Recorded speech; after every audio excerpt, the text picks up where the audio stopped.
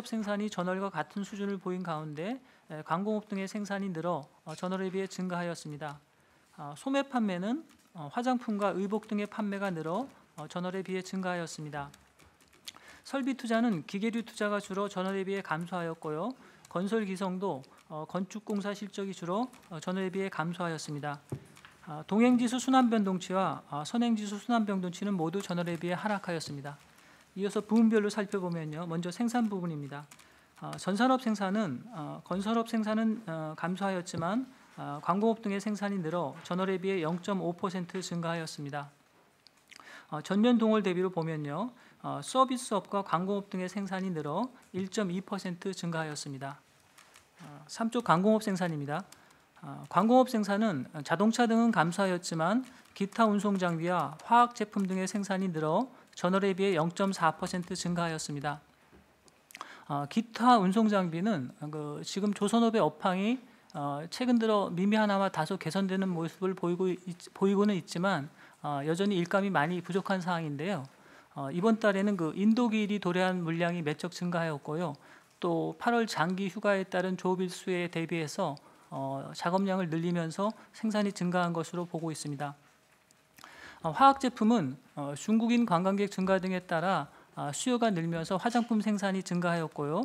또 지난달에 있었던 일부 업체의 설비 보수가 완료되고 생산이 정상화되면서 벤젠과 파라자일렌 생산도 증가하였습니다. 전년 동월 대비로 보면 자동차 등은 감소하였지만 반도체와 화학 제품 등의 생산이 늘어 0.9% 증가하였습니다. 반도체는 글로벌 IT 기업들의 데이터 센터 확장 등에 따라 서버용 메모리 반도체 수요가 증가하였고요. 또 스마트폰 기술 고도화 등에 따라 모바일용 메모리 반도체에 대한 수요도 증가하면서 호조세를 지속하였습니다. 화학 제품은 전월비의 경우와 마찬가지로 중국인 관광객 증가에 따른 수요 증가와 추석 명절 대비 재고 물량 확보 등으로 화장품 생산이 호조를 보였습니다. 제조업 재고입니다. 제조업 재고는 반도체와 자동차 등의 재고가 줄어 전월에 비해 2.6% 감소하였고요. 전년 동월에 비해서는 화학 제품과 1차 금속 등의 재고가 늘어 4.8% 증가하였습니다. 제조업 평균 가동률은 생산이 호전되면서 74.3%로 전월에 비해 0.9%포인트 상승하였습니다. 통신, 방송과 전자부품 등의 생산 증가에 주로 기인한 것으로 나타나고 있습니다. 다음으로 서비스업 부문입니다. 서비스업 생산은 금융보험 등은 감소하였지만 전문과학기술, 정보통신 등이 늘어 전월과 같은 수준을 보였습니다. 금융보험은 주식거래 대금이 비교적 크게 감소하면서 금융지원 서비스업 등을 중심으로 부진한 모습을 보였고요. 반면에 전문과학기술 서비스업은 부가세 신고 기간과 맞물리면서 회계 및 세무 관련 서비스업의 영업 실적이 증가하였고요. 또 지난달에 재판과 등기 건수가 감소하면서 법무 관련 서비스업이 안 좋았었는데요. 이에 대한 기저효과도 작용하면서 증가로 전환되었습니다. 전년 동월 대비로 보면 부동산 등은 감소하였지만 금융보험과 도소매업 등이 늘어 2.0% 증가하였습니다. 금융보험업의 경우에는 은행과 비은행 대출이 모두 증가하였고요. 또 전년 동월에 비해서입니다. 주식 거래 실적이 늘면서 전년 동월에 비해 4.9% 증가하였습니다. 도소매업의 경우에는 편리성이나 1~2인 가구 증가 등에 따라 무점포 소매업이 호조를 보이고 있는 가운데요. 화장품, 그다음에 자동차, 의약품 등의 판매가 늘어서 면세점 등 종합소매업, 그리고 자동차 및 부품 판매업, 그리고 생활용품 동해업 등을 중심으로 증가하였습니다. 다음 쪽 소비 부문입니다.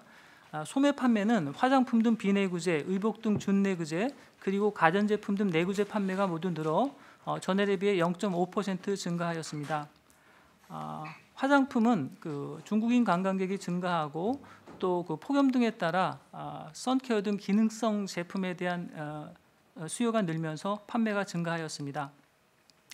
의복은 기록적 폭염이 지속되면서 백화점 등을 중심으로 쿨링 제품, 그러니까 기능성 의류의 판매가 증가한 것으로 파악하고 있습니다. 전년 동월 대비로 보면 화장품 등 비내구재, 승용차 등 내구재, 그리고 의복 등 준내구재 판매가 모두 늘어 6.0% 증가하였습니다. 화장품은 전월비의 경우와 마찬가지로 중국인 관광객 증가 등에 따라 면세점과 로드샵 등을 중심으로 판매가 증가하였고요. 또 그 기능성 제품에 대한 수요도 늘면서 호조를 보였습니다.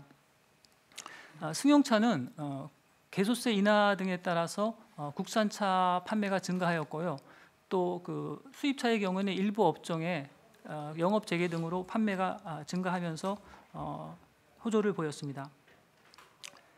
소매업태별 판매입니다. 소매업태별 판매는 그 전년 동월 대비 기준인데요. 대형마트를 제외한 모든 업태에서 증가하였습니다. 다음으로 투자 부문입니다. 설비 투자는 선박 등 운송 장비 투자는 증가하였지만 특수 산업용 기계 등 기계류 투자가 줄어 전월에 비해 0.6% 감소하였습니다. 설비 투자는 그 주요 반도체 업체들의 그 설비 증설이 대규모로 진행되면서 호조를 보이다가 금년 4월경부터 그 설비 증설이 마무리되면서 둔화세를 보이고 있는데요. 이번 달에도 반도체 제조용 기계 등 특수산업용 기계 투자가 줄면서 감소세를 지속하였습니다. 다만 그 반도체 제조용 기계를 제외하게 되면은 증가로 돌아서면서 조금 긍정적인 모습도 보이고 있는 것 같습니다. 전년 동월 대비로 보면 전월비의 경우와 마찬가지로 선박 등 운송 장비 투자는 증가하였지만 특수산업용 기계 등 기계류 투자가 줄어 10.4% 감소하였습니다. 국내 기계 수주입니다. 국내 기계 수주는 전자, 영상, 음향, 통신 등 민간 부문은 증가하였지만 공공운수업 등 공공부문의 발주가 줄어 전년 동월에 비해 6.2% 감소하였습니다. 건설기성입니다. 건설기성은 토목공사는 증가하였지만 건축공사 실적이 줄어 전월에 비해 0.1% 감소하였습니다. 선행지표인 건설수주가 전반적으로 약세인 가운데 최근 들어 사무실 점포, 공장, 창고 등 비주거용 건물에 대한 수주가 부진한 모습을 보이고 있는데요. 이에 따라 비주거용 건축공사 실적이 줄면서 감소세를 지속하였습니다. 다만 감소폭은 많이 축소되면서 부진 정도가 좀 완화되는 모습을 보이고 있는 것으로 파악하고 있습니다. 전년 동월 대비로 보면 건축과 토목공사 실적이 모두 줄어 7.0% 감소하였습니다. 건설수주입니다. 건설수주는 주택, 공장, 창고 등 건축공사는 감소하였지만 발전, 통신 등 토목공사 수주가 늘어 전년 동월에 비해 19.6% 증가하였습니다. 다음으로 경기 부문을 보면요. 동행지수 순환변동치는 광공업 생산지수, 수입액 등은 증가하였지만 건설기성액과 비농림업 취업자 수 등이 감소하면서 전월에 비해 0.3포인트 하락하였습니다. 선행지수 순환변동치도 재고순환지표, 건설수주액 등은 증가하였지만 코스피지수, 소비자 기대지수 등이 감소하면서 전월에 비해 0.2포인트 하락하였습니다. 2018년 7월 동향을 잠깐 요약해 보면요. 먼저 생산 쪽을 보면 건설업 생산은 감소하였지만 광공업 생산이 증가로 돌아서고 서비스업 생산도 양호한 흐름을 유지하면서 전체 생산이 다시 증가로 전환되었습니다. 지출 쪽을 보면요. 소매 판매는 2개월 연속 증가하면서 호조를 보였지만 건설 기성과 설비 투자가 모두 감소하면서 혼조를 보였습니다. 어떻게든 종합해 보면은 전체 생산과 소비가 증가하였고요. 또 투자 지표가 부진하긴 했지만 그 부진 정도가 완화되었다는 점을 감안하면 전체적으로 전월에 비해 개선된 모습을 보였다고 요약할 수 있을 것 같습니다.